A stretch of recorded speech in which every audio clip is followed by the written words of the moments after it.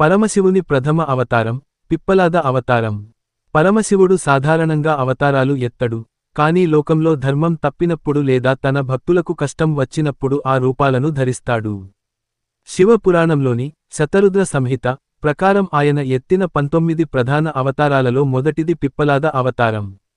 పూర్వం దేవతలకు, రాక్షసులకు మధ్య ఘోరమైన యుద్ధం జరుగుతుండేది. రాక్షసులను అంతం చేయడానికి అత్యంత శక్తివంతమైన వజ్రాయుధం అవసరమైంది. శత్రు సంహారానికి సరిపడే ఆయుధ తయారీకి మహోన్నతమైన తపశ్శక్తి కలిగిన దధీచి మహర్షి ఎముకలు కావాలని బ్రహ్మదేవుడు సూచించాడు. లోకరక్షణ కోసం దధీచి మహర్షి యోగాగ్ని ద్వారా తన ప్రాణాలను త్యజించాడు. ఆయన ఎముకలతో దేవేంద్రుడు వజ్రాయుధాన్ని తయారుచేసి రాక్షసులను సంహరించాడు. అయితే ఈ విషయాలేవీ దధీచి మహర్షి భార్య అయిన సువర్చలా దేవికి తెలియవు. తపస్సు ముగించుకుని వచ్చిన సువర్చల తన భర్త లోక రక్షణ కోసం ప్రాణత్యాగం చేశాడని తెలుసుకుని తీవ్ర దుఃఖానికి లోనైంది. గర్భవతిగా ఉన్న ఆమె భర్తతో పాటు సహగమనం, ప్రాణత్యాగం చేయాలని నిశ్చయించుకుంది. సహగమనానికి ముందు తన కడుపులో ఉన్న బిడ్డను రక్షించమని మహాశివుడిని వేడుకుంది. శివుడు ఆమె భక్తికి మెచ్చి, నీ గర్భంలో జన్మించే బిడ్డ నా అంశతోనే జన్మిస్తాడు. అతడే లోక ప్రసిద్ధుడవుతాడు అని అభయమిచ్చాడు. అనంతరం సువర్చల తన గర్భాన్ని కోసి బిడ్డను బయటకు తీసి, ఒక రావి చెట్టు, పిప్పల వృక్షం కింద ఉంచి అగ్నిప్రవేశం చేసింది. తల్లిదండ్రులు లేని ఆ పసిపాప రావి చెట్టు, పిప్పల వృక్షం కింద పడి ఉండటాన్ని చూసి, ఆ చెట్టు పడిపోతున్న రావి పండ్ల, పిప్పలి రసాన్ని ఆ బిడ్డ నోటిలో వేసి పోషించింది. పిప్పల వృక్షం నీడలో దాని ఫలాల రసంతో పెరిగినందున ఆ బాలుడికి పిప్పలాదుడు అనే పేరు వచ్చింది. శివాంశ సంభూతుడైనందున పిప్పలాదుడు చిన్నతనంలోనే అపారమైన తపశ్శక్తిని సాధించాడు.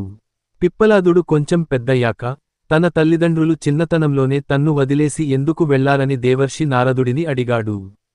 నారదుడు బదులిస్తూ, నీ తండ్రి త్యాగధనుడు, కాని నవగ్రహాలలో ఒకరైన శనిదేవుని శనిగ్రహం దృష్టి వల్లనే నీ తండ్రికి చిన్న వయసులోనే ఆ పరిస్థితి వచ్చింది అని చెప్పాడు.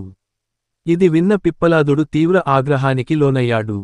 తప్పు చేయని తన తండ్రికి కష్టం కలిగించిన శనిదేవునిపై కోపంతో కఠోరమైన తపస్సు చేసి, తన తపశ్శక్తితో ఒక భయంకరమైన కృత్య రాక్షసరూపి శక్తిన సృష్టించి శనిదేవుడిపైకి వదిలాడు. ఆ శక్తి శనిదేవుడిని తరుముకుంటూ వెళ్లడంతో శనిదేవుడు నిలవలేక లోకాలన్నీ తిరిగాడు.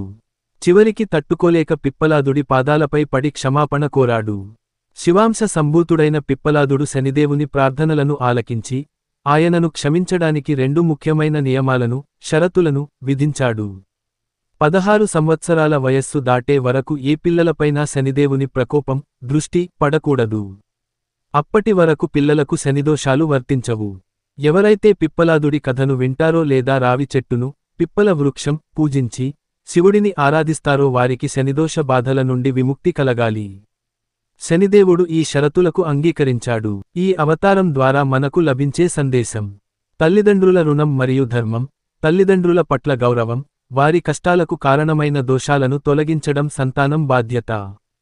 శనిదోష నివారణ: శని మహాదశ లేదా ఏలినాటి శనితో బాధపడేవారు పిప్పలాద మహర్షి స్మరణ చేయడం, శనివారం రోజున రావి చెట్టు కింద ప్రమిదలో నువ్వుల నూనెతో దీపం వెలిగించి శివారాధన చేయడం వల్ల శనిదోషాల ప్రభావం తగ్గుతుంది.